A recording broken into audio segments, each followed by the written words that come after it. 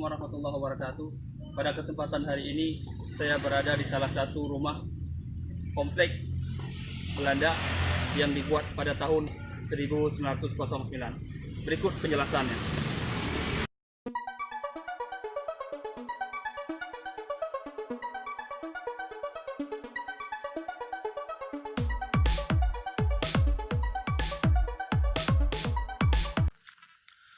Setelah pembukaan terusan Suez pada tahun 1869, kepulauan Indonesia tidak lagi dapat dicapai dari Selat Sunda, tetapi melalui Selat Malaka, dan tentu saja melewati Pulau Sabang. Ketika VOC sebagai Serikat Dagang Belanda dibubarkan pada tahun 1799, didirikanlah Nederland Handel Maskapai atau disebut dengan NHM yang membeli rempah-rempah dan hasil perkebunan di wilayah kolonialnya dengan harga murah, sehingga membuat keuntungan besar bagi pemerintahan Belanda. Pada tahun 1883, didirikannya Nederland Handel Maskapai oleh Victorix. Pada awalnya, pelabuhan maskapai dibuat sebagai stasiun batubara untuk Angkatan Laut Belanda. Tetapi kemudian, pemerintah Belanda melayani juga kapal-kapal dagang umum.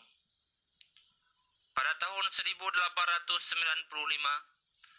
sebuah stasiun batubara selesai dibangun dengan kapasitas 20.000 ton batubara yang berasal dari Sumatera Barat. Pelabuhan juga menyediakan bahan bakar minyak yang dikirim dari Palembang. Banyak kapal negara lain singgah untuk mengambil bahan bakar, yaitu minyak, batubara, dan keperluan lainnya seperti air ataupun memanfaatkan fasilitas perbaikan kapal yang disebut dengan docking. Pada tahun 1896, Sabang dibuka sebagai pelabuhan bebas untuk perdagangan umum dan sebagai pelabuhan transit barang-barang, terutama dari hasil pertanian Delhi, sehingga Sabang mulai dikenal oleh lalu lintas perdagangan dan pelayaran dunia. Bards Hazar Hendring dalam bukunya yang berjudul Odes Asie en India, dan selaku Presiden Direktur Nederland Handel Maskapai menyambut baik usulan merehab infrastruktur pelabuhan agar layak menjadi pelabuhan bertaraf internasional. Pada tahun 1909, dibangunlah komplek perumahan ini untuk para pimpinan dan staf yang bekerja pada perusahaan maskapai tersebut.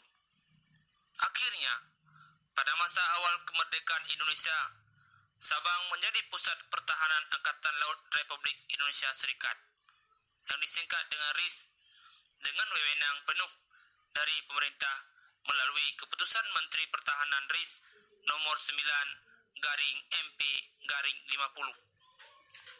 Dan semua aset pelabuhan Sabang maskapai diambil oleh pemerintah Indonesia.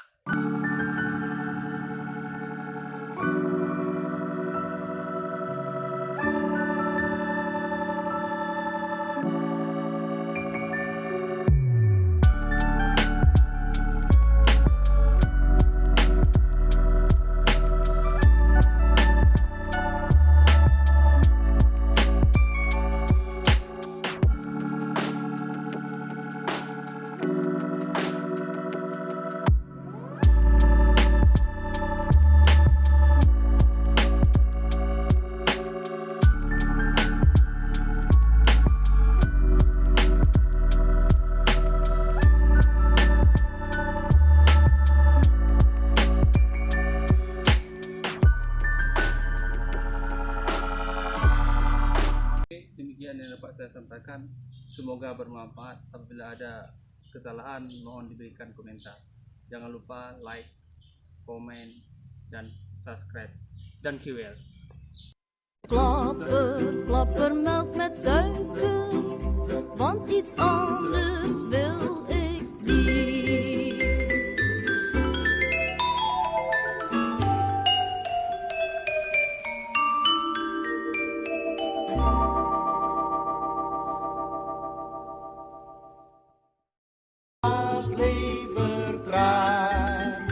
Ik wil klappermelk met suiker, want iets anders wil ik.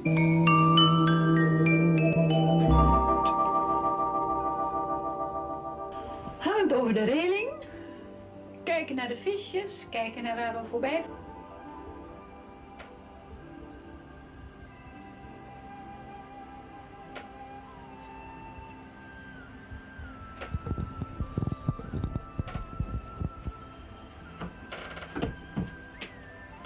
Kennis maken met allerlei mensen aan boord.